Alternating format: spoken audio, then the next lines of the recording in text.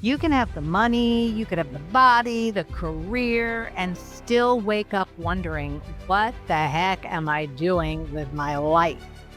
In this episode of Be Unmessable With, the podcast, we are speaking about identity loss, nervous system overload, and the radical shift that happens when you stop living in reaction and start creating from expansion.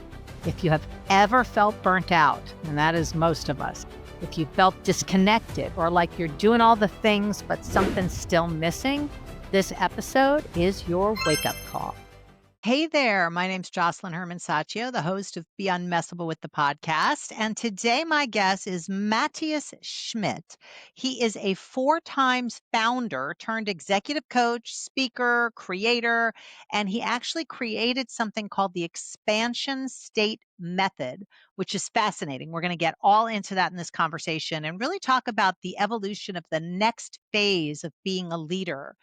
Being a leader with purpose and impact and full aliveness, not burnout, but full aliveness. So let's welcome Matthias. Matthias, thank you for joining us. Yeah, thank you for having me today, Jocelyn. So nice to be here with you. Yes, it's nice to be here with you. Looking like a supermodel with your long hair. For those of you that can't see this and you're just listening to this, it's like Matthias, the model for Calvin Klein, is our guest today. But, we're going to get into talking about your expansion state method, but I'd like you to just give us a brief background on how you ended up doing this, because it's not how you started, obviously. So tell us a little bit about your journey. Yeah, of course. Well, a little bit of the background was that I had 2 companies in my 20s. I started a tech company that was quite successful, wealth tech. We had about 70 employees and also raised more than 20 million in funding. And then later, I also co-founded an event company, and we had a huge festivals for students in the mountains, like Winter Festival, with people skiing and just having a really, really great time. Sounds And horrible. sounds horrible. Yeah, Yeah. exactly. Sounds so horrible. Uh, Exactly. well, Torturous work. torture's work, yeah, for sure. Well, it was very exhausting, to be honest. There were a lot of things going on, obviously, in my life, and and like partying entrepreneur kind of style. And then I woke up one morning in October 2019, and a woman that had just left my room, and she was also from the Calvin Klein uh, from the Calvin Klein How shooting the funny. day before. She left my room, and um, we had a one night stand, and I didn't know afterwards what I was gonna do, and that silence that hit me after that really hit completely differently, because I was really asking myself, what is this really about? Like, what am I doing with my life? And so really feeling like a void and emptiness, and something profound was missing in my life, even though I had all of this fun and the party and the entrepreneurship. And that led me to ask a mentor, hey, can we have a conversation? He said yes. And a few days later, I decided to leave the companies. So I left the wealth tech company, and also later sold the shares of the event company, and I was out. I was out doing whatever I wanted, hopping from peak experience and really looking to find myself, ending in even deeper meaninglessness, because I didn't have any clear compass. I didn't have any direction. And I also didn't know what I was going to do, and how I was going about to find what was next for me. So yeah, really having that identity crisis, and then finding myself in a crucial moment, being completely shattered, and didn't know where I was going. And that was when I decided to reach out to my first coach. And I was like, wow, please, can you support me? Can you help me? I don't know where I'm going and what I'm doing with my life. And that sent me on a whole different trajectory of growth, because I learned about the human psyche, our development, somatic therapy, somatic work, and all of this.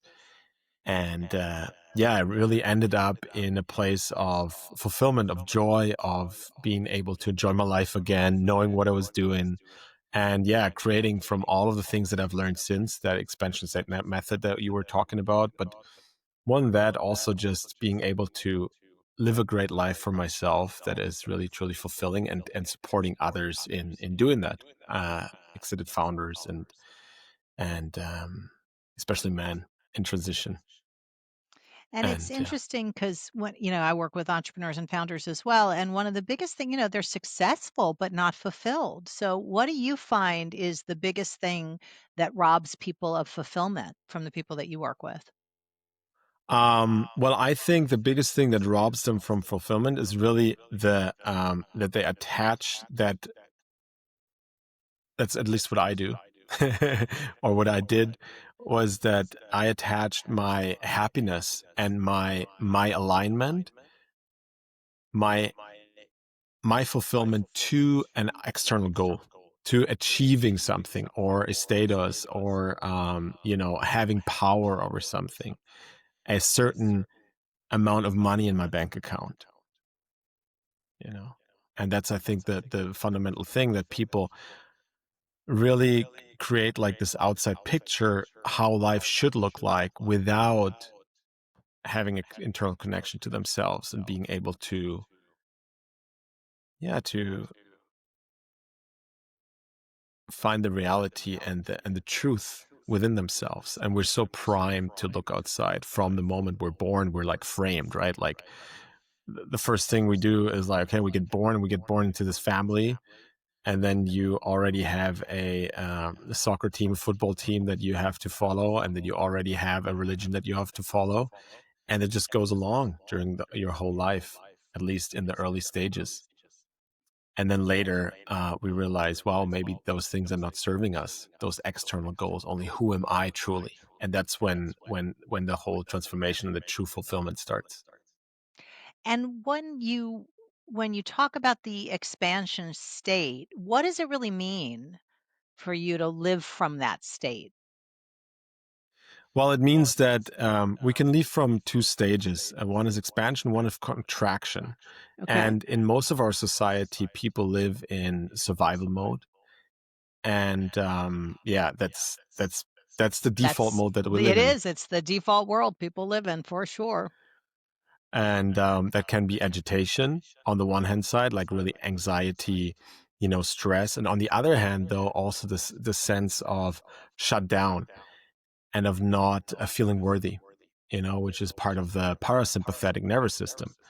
And the agitation is the sympathetic nervous system. So one of these two things, because we're so overwhelmed by information on the outside. And most people don't even realize that they live in one of these two contraction states, because we're so used to that. We're so used to the adrenaline. It's like if And you I'm, ask a fish, "How's the water?" They'll say, "What water?" That's exactly, it's just where you live. exactly, yeah. And I've worked with founders that almost had a heart attack with 28, because they've been putting so much stress into their system. I'm working with a woman who has multiple chemical sensitivity because of the stress in her system, right? Yeah.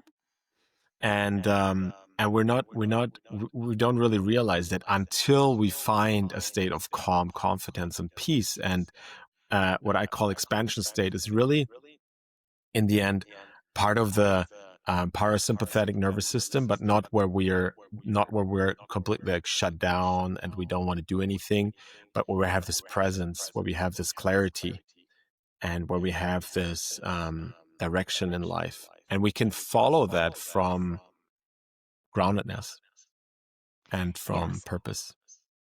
And, I noticed that you talk a lot about the nervous system and how to really intervene in some of those kind of default modes. And I know the work that I do is all about shifting from the world of reaction to the world of creation, which sounds very parallel to what you're creating in Hmm. terms of that space of vision and creation and living from that space. What's something that you could tell our listeners, just starting right now, today, that they could start doing that would shift them over to that expansion state or at least get them started on the road? Yeah, that's a beautiful question. And I think there's so many modalities out there that can help regulate the nervous system. And also some of your modalities are really awesome to do that. And we have, for example, breath work that people can use that is really becoming very popular. And we have certain types of meditation, even though that's not so easy, I would say, because meditation can also be a little bit problematic. A lot of people now start meditating, but it's very head centered most of the time, and the body doesn't really get the connection because we have this mind body connection usually. And since in the West we're already up in the head a lot, and then we start Yes. meditating, then that emphasizes that disconnection actually.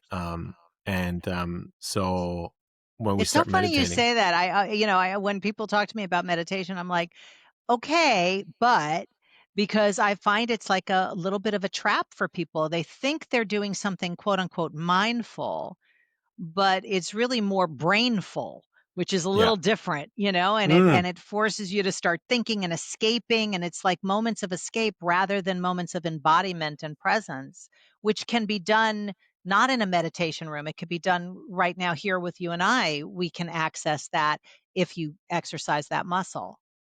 Oh yeah, absolutely. And that's beautiful that you say that, like mindfulness, because back in like ancient traditions, the word mind actually meant mind and heart.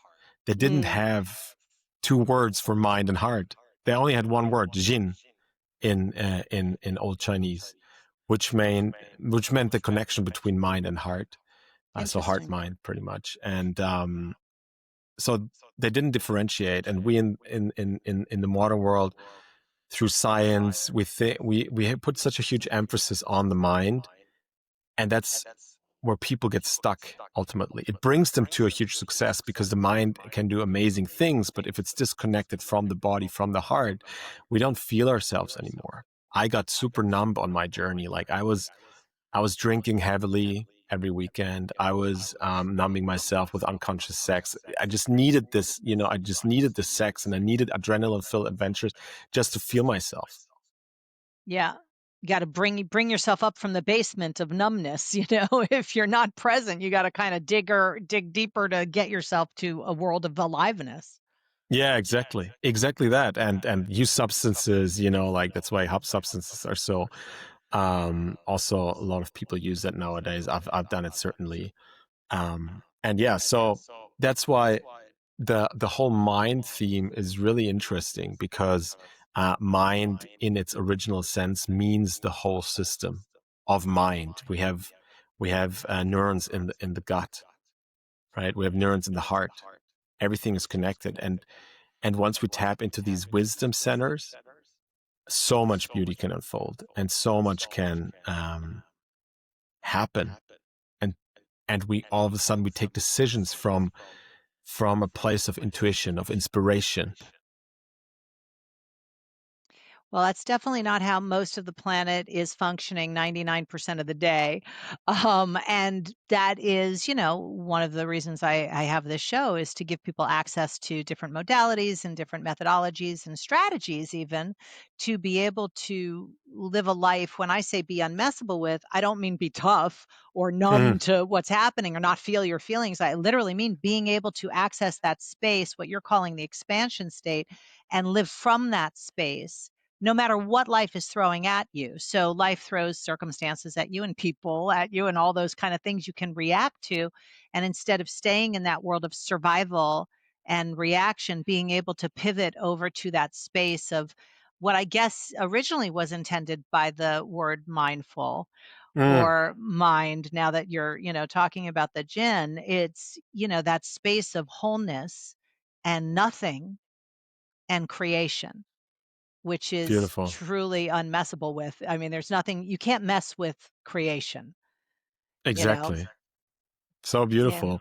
And you were also asking before, like about something that I also recommend doing, and definitely like breath work and all of these modalities work super well. And how I've cultivated my system to be in a state of this expansion is Yes. through real like through deep through trainings which work on a certain neuroscience level and on a heart level, and create this connection. neurologically. And I can put a link in the show notes as well. It's a free training that I give out to people so they can learn to regulate into a state of calmness and peace. Beautiful. I Any would love to. Yeah, we'll put that link in for sure. That'll be so useful for people. Yeah, beautiful. And it's just, I think that when we really get to that point, then so many of the problems we see in this world would vanish by themselves because we didn't have to. How it's showing up is just like this, that's grasping, like that the addictions that we see in the world, most of the coping mechanisms comes from this dysregulated state. All the alcohol drinking, the sugar, the overeating, the porn, the whatever, you name it, social media binging is coming from our nervous system trying to re-regulate itself. But what about interesting, just to kind of take a side road, Yeah. but what about things that seem healthy, like Mm-hmm. healthy addictions like going to the gym or Mm. jujitsu? I'm saying this because my husband is addicted to jujitsu and he'll go 2, 3 times a day if he's got the space, right? And I can see it as healthy and good for him, but I can also see it as like when he's scrolling jujitsu. It's like an Mm. obsession, but like a good obsession, but still, I think the nervous system sort of kind of is reacting in that way, perhaps. I don't know. What are your thoughts about that? Mm. He's sitting in So this room listening to me right now, like trying not to react. Seething, going, "Whirr," but that's okay. I love that. So good. So well, what I think, to be honest, is that yes, everything can be done from two sides. Yes. Everything can be done in a healthy way, in an unhealthy way, right? In a coping way. And it's not me Now you're to afraid because judge you know that. he's here. It's okay. Don't worry. He can't come through the screen. Paris is not so far. And he's also a jiu-jitsu purple belt, so you don't Exactly. want to really say anything that could really set him up. Now he's fine. No. But I think that there are coping mechanisms that seem really healthy, and a lot of times what we're seeing in the world, what I have experienced in my life, is that I'm running away when I'm doing something really excessively. I'm running away from my own emotions. I'm running away from not wanting to feel. Mm. I'm running away from the maybe sadness about my last breakup. I'm running away from the grief about not being able to, bring the company to a certain stage. I'm running away from, feeling that meaninglessness. And what I found in my life, once I've entered, really a state of mastering my emotions, mastering my internal state, and really dropping a level deeper with myself where I'm feeling what's going on, I use the silence as a sanctuary. I use the emotions as a guide, the discomfort of the emotions as a guide, because afterwards there's always an opening. Like when I go through deep sadness or grief or whatever, afterwards there's always a deep opening. There's a calmness, there's a peace. And we have learned to repress that. Right? We have learned to repress emotions. And that's why also we're seeing a rise in depression, because when we suppress something, what happens is depression. We don't express, and emotions are just energy that flows through us, energy that flows through us. With children, you can see that, like, 1 minute they cry, another minute they laugh, You right? can see it with dogs too, With that they don't dogs. have language, so, they don't have the time to make up a whole meaning and significance about how they feel and get stuck with it. They just Mm, feel what they feel in the moment, and then the next moment it's another feeling. And that is like a flow. When people talk about being in flow, I always have that image. It's like, that is very much a flow that people then when they get language, it's my take on it. When you get enough language, enough words to describe things and explain things, you start getting stuck and out of flow mm, because as human beings who have language, we spend a lot of time explaining life, explaining our feelings, describing our thoughts, describing rather than just feeling them or Mm. experiencing our experience. We end up analyzing our experience and giving the justification for our experience or whatever it is, which keeps us stuck out of flow. I'm actually thinking about this as we're talking. I don't have like this fully formulated theory about it, but um, the child thing kind of triggered the I'm thought for with me. you. It's like, I'm with yeah, you. And right. I think, and what I've experienced in my life is absolutely a similar way. And obviously in modern life, like if we want to achieve something and want to create business, we cannot always go in the emotional flow, but to creating a balance where this is not neglected is so important. But I'm fully with you. If we had like all this, whatever, if you would just go with it, just go with your emotions, because I also think that life is not to be understood. Like I've tried to understand life so many times, but I've realized I cannot, like, even if I try so hard, I can't make the meaning in my head. And for me now, life is about really being felt. You know, it's like a wave and then another wave and then another wave. That's how I see life now. And I'm fully with you with the emotional flow, that this is actually the flow state when we fully surrender to the emotions that are there. And then insights, inspiration come. Why do we have that when we're in the shower? Why do we have that when we go running? Because then the energy moves in the body, energy in motion, emotion, and then we can express, and then it comes out. Yeah, no, I think that's really poignant, actually, if you think about it that way. And, when you're talking about discomfort and then, the breakthroughs that happen out of that, I like to talk about a designed discomfort. So Mm, I'm interested to get your view on this.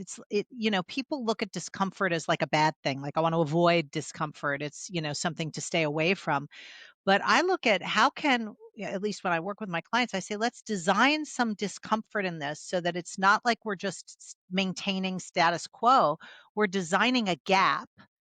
in the reality to your vision, right? Like, what are you creating that isn't real right now that you can evolve into or emerge into or allow to emerge in life? And that is, an intentional discomfort rather than be the victim of discomfort. What's your view on that, or what do you hear when I talk about that? Because a little bit it sounds different than what you're talking about. Yeah, I love that. No, but it's fully aligned, in the way that, you mean that discomfort guides me?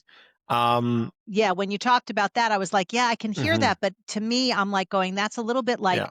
reactionary to the discomfort that's coming at me versus I'm going to create some discomfort here so Mm, that I'm out of my comfort zone. box. Yes, Yeah. exactly. Okay. Now I get you. Yeah, yeah, yeah.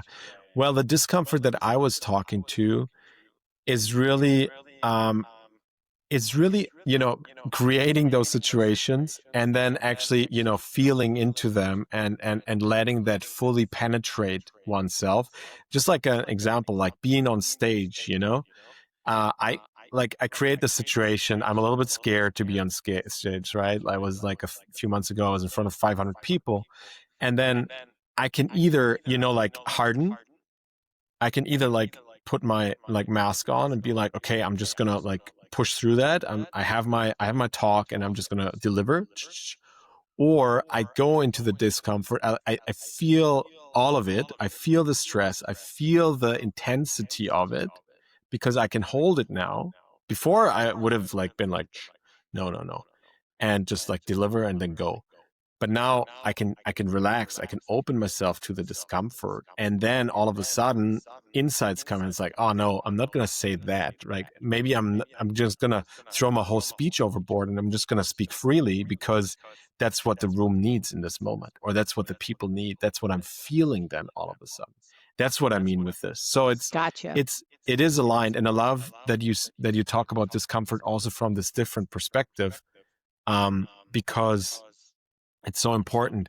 I was after like leaving and exiting my companies, I was at a point where I'm like, fuck yeah, like I'm just gonna do whatever I want, just peak experience, hop here, hop there, enjoy. but that enjoyment didn't was not lastingly fulfilling me No, because I was it's not putting circumstantially myself. based. Exactly. It was a reaction of joy, like a feeling Mhm. versus the creation of the space of joy. Yeah, exactly. And I was so I was avoiding discomfort actually because I was like, in this love bubble, and just like hanging out with those people and da da da. But then nothing, like life starts to stop actually. And life is like, I would say life supports more life, the evolution of more life, right? And the moment we start drawing back from life, also life doesn't give us any synchronicities anymore, opportunities. So I really, I it took me years to get that momentum again in my life. Mm. Yeah. I can hear like the entropy. When you stop creating, you start contracting and there's Yeah, no little bit pregnant.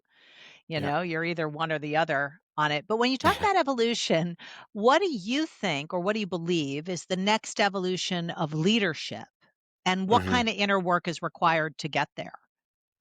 I think that the next evolution of leadership is really one where we embrace personal growth, like inner work, and really the nervous system regulation, different modalities around that, somatic therapy, and all of that as the basis, as the foundation for leadership. Because what I've seen in my life, also, I was leading other people, but I didn't have a clue how to lead myself.